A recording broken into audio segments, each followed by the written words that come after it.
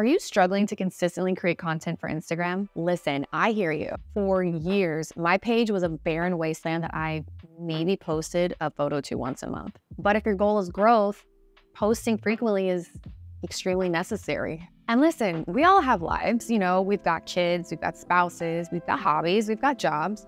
The last thing we want to do is come home at the end of the day and make a reel or a carousel. Well, I'm here to tell you that it is entirely possible to post consistently while still building your model airplanes or whatever you're into.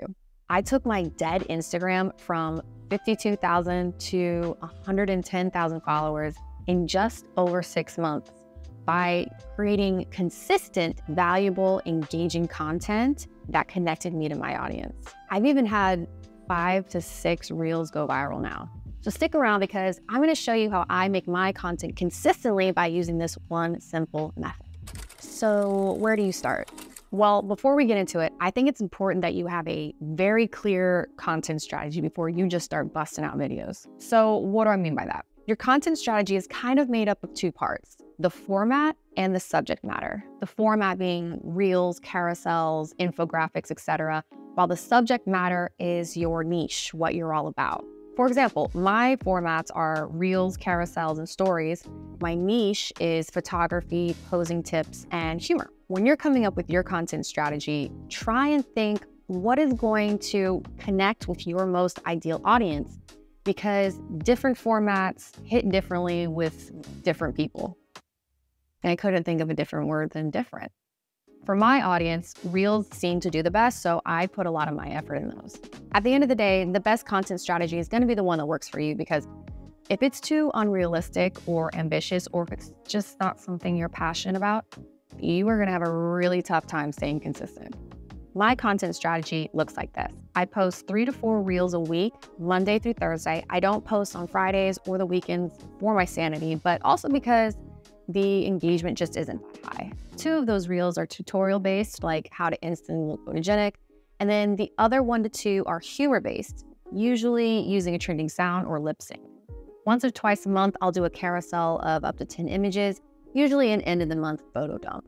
And then with stories, I'll either post every day or every other day.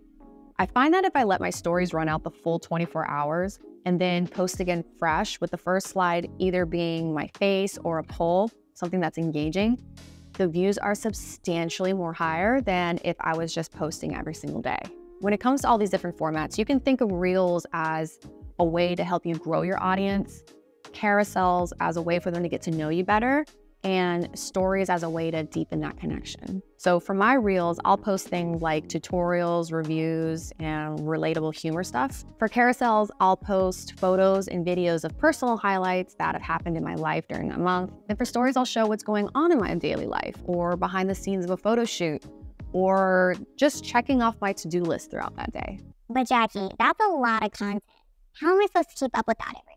Well, I'm glad you asked, because like you, I used to really struggle. That is until I started batching my content. If the title wasn't obvious enough, batching your content means filming all your videos or taking all your photos or creating all of your infographics in one day so that you have enough content to post for the next week or 2 or month. Personally, I have a 3-day schedule that works really well for me, and it looks like this. Day 1, script. Day 2, film. And day 3, edit. Before I deep dive into each one of those days, I should mention a key element in making sure that you're organized and that you never run out of ideas. And that's having a content planner. This is really important because this is going to close that gap between you being really insecure and lost when it comes to your content creation to you feeling really confident and inspired. Maybe you've written some ideas down on a piece of paper or in your notes app, but we're going to transfer all those ideas into something that's way more efficient. I use an app like Notion to organize all of my content ideas. Oh, and it has a desktop and a phone app version, so you can access all your ideas really easily. For someone who thrives on organization, Notion has been a game changer for me. I'm not sponsored by them, so I don't have an affiliate link, but Notion, if you'd like to sponsor me, just holler at your girl. I am your biggest fan. Okay, so where do you even get your ideas from in the first place? There's nothing worse than sitting down to get ready to create all your content and then just having nothing to script. So what I do is about once a month, I'll carve out about an hour or two to do a brain dump. And I'll list all of my ideas into my content ideas list in Notion. I get my inspiration from searching TikToks and Reels of creators that are in my niche. I'll also go back to the comment section of old Reels that I've posted and see what my followers are asking for. And then I also try to think of myself as the viewer and what I would want to see. And I don't know about you, but I get some of my best ideas when I'm in the shower or when I'm just driving down the street. So having something that's really easily accessible, like the Notion app, to jot down those ideas is really going to set you up for success. And then when it comes to planning your content for the next week or two, you have plenty of ideas to choose from. Now that we've got that out of the way, let's actually get into the batch creating process. Okay, so day one. This is where I script out my Reels and my YouTube video for the next week. I'll literally write out word for word what I want to say, and I'll actually make notes on the B-roll that I want to film with it.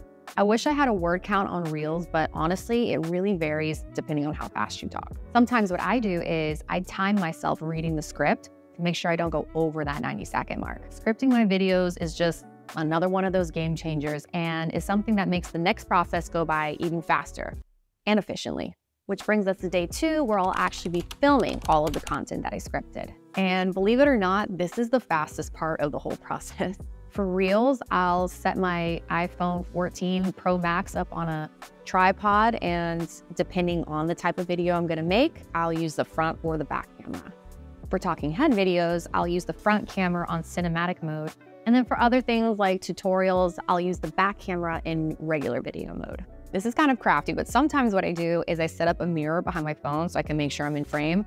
Or, pro tip, what you can actually do is use your Apple Watch to do remote live shooting.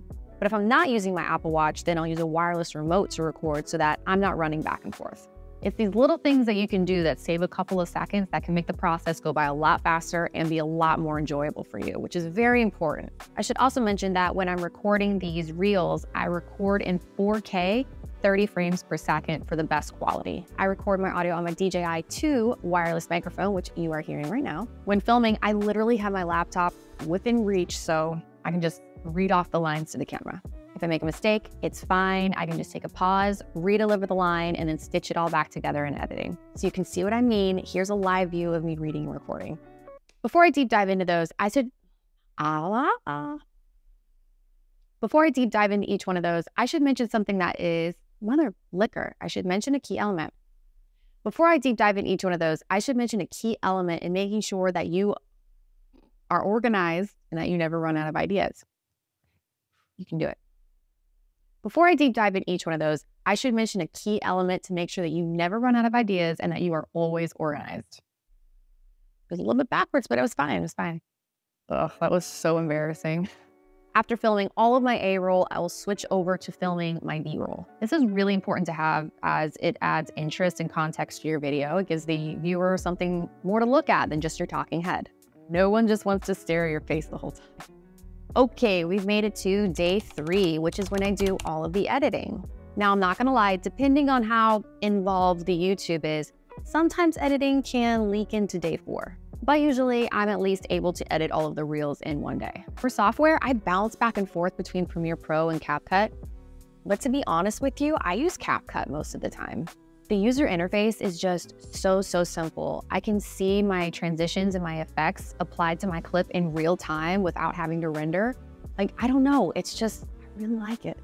And I like to use the desktop version when I'm editing because I feel like I'm faster when the screen is bigger and I can use a mouse rather than my finger. So I'll transfer all the clips from my phone and my SD card onto my computer, which goes into organized folders on my external hard drive. Saves your computer from filling up because those files are large. Anywho, I have all of my favorite fonts, graphics, music, sounds inside of CapCut, which makes it super easy to just edit efficiently, but it also keeps it visually consistent through all of my content. I'm not gonna get into the nitty-gritty of how I edit my content, that'll be for another video, but I am gonna share with you a couple of tips that I incorporate in all of my videos. Number 1, retention editing. People have ruthless attention spans and they will click out of your video if you take even too long of a pause. So I'll cut out the pauses and the ums, and I'll use things like zoom ins and jump cuts to keep it visually appealing throughout the whole video. And 2, always add captions to your Reels. I do this inside of CapCut because I don't like how Instagram's auto captions look, but that is completely up to you. I saw a statistic that said something like over 60% of users watch Reels without sound. So adding captions to your Reels is gonna help retain that audience that may be watching it on silent. Now, when it comes to posting, at the moment, I don't use any kind of scheduling platform. You could totally use something like Later or Hootsuite, which would help you stay consistent. But again, I have control issues. I post a lot of Reels and the quality is better when you upload by hand. Speaking of quality, for Reels, even though you filmed in 4K, you're going to want to export and upload in 1080p. This is Instagram's fault. It's just part of their guidelines. They like videos in 1080p and 30 frames per second.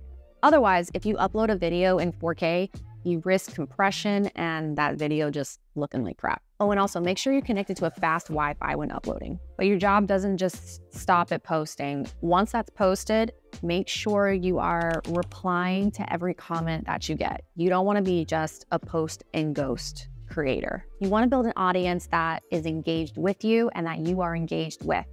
Otherwise, you're not going to see real substantial growth. I love the audience that I've built. We, talk to each other in the comments. We talk to each other in the DMs. I learn from them. They learn from me. It's just a real copacetic kind of relationship. This is a social platform. So if you want the algorithm to love you, you have to be social.